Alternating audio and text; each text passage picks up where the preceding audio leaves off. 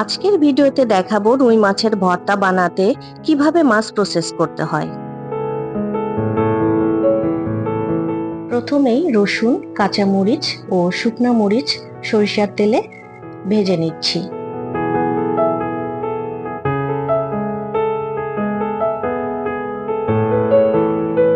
শুকনো মরিচ ভাজা হয়ে গেছে। রসুন ও কাঁচামরিচ ভাজা হলে একে একে তুলে নিব।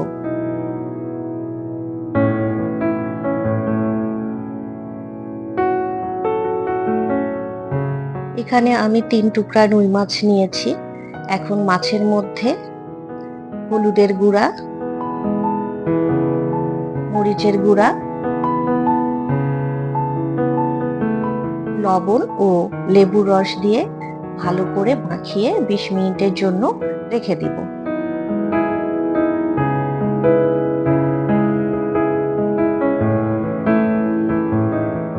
মিনিট পরে মাছ ভালো করে ভেজে নিতে হবে যাতে ভেতরে কাঁচা না থাকে।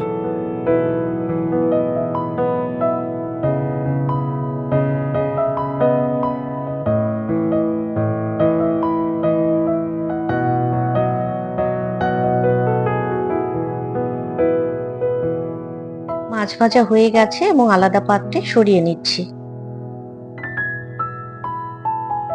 আজ এ পর্যন্তই। পরবর্তী ভিডিওতে দেখাবো কিভাবে রুই মাছ ভর্তা তৈরি করতে হয়।